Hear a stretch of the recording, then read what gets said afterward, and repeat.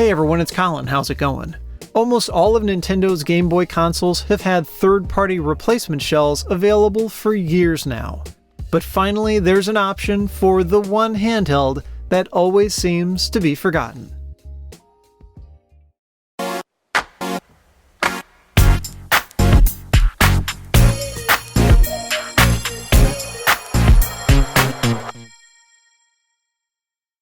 I picked up a Game Boy Micro off of eBay a couple of years ago.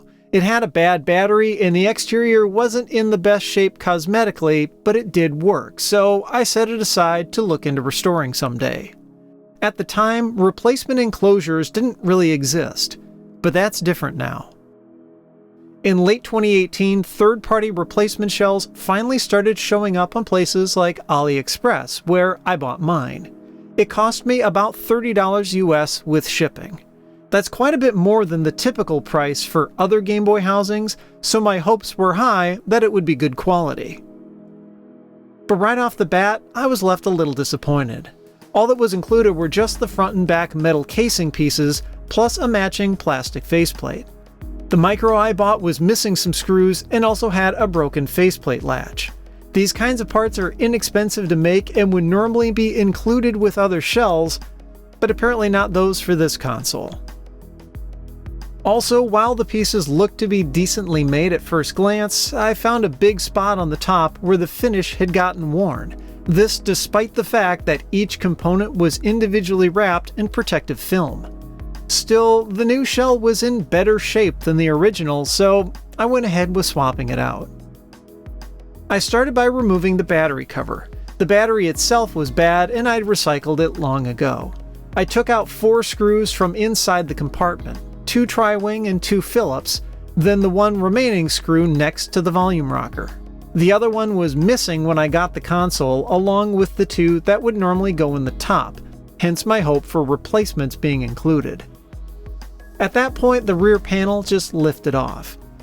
Out came the 3 gold-colored screws holding down the D-pad board, followed by a single screw on the left.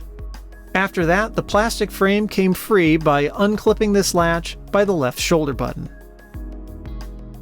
There was one final screw left holding down the cartridge connector shield, which I could then take out.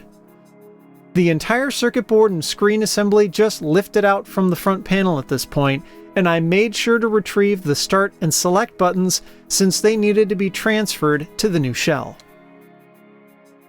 Installing the new front panel can be a little tricky. I found it easiest to hold the inner assembly face up, then drop in the power switch and those 2 buttons. The panel can then hinge on from the bottom to hold everything in place. Reassembly was straightforward from there, just putting everything back in the opposite way it was taken out.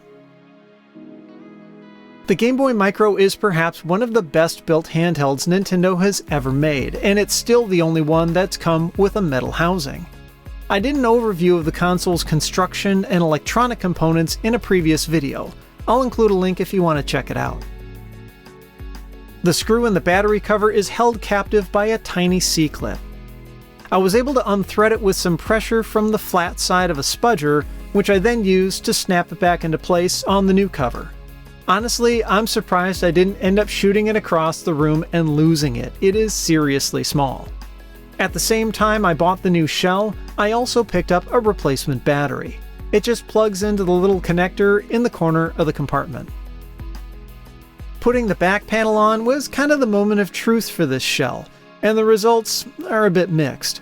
The pieces do fit together with just a little adjustment, and the screw holes line up fine. But the battery door doesn't sit quite straight, and that causes it to interfere with the left shoulder button. The button still works, but it doesn't move as freely and has less travel than the right one. The included faceplate has some issues too. The window in the middle is a little blurry, which is a common problem with replacements like this, but it also doesn't fit right. It seems like it's a bit too long, which causes it to bow up in the middle. The same thing doesn't happen with the original genuine faceplate, so at least the metal front panel was designed properly. Overall, this replacement shell is okay, but not great. It's a bummer that it doesn't include things like new screws, buttons, or plastic pieces. The couple of issues with how it fits are disappointing, but admittedly not distracting. No doubt, some or all of these concerns may be dealt with in future revisions, and to be fair, it's not like there aren't poor quality shells for other Game Boy models out there too. These sorts of things have always been a gamble. It just kinda sucks that this is what you have to deal with for the $30 or so that they sell for. And at the time this video was published, it appeared that there was only one manufacturer making these.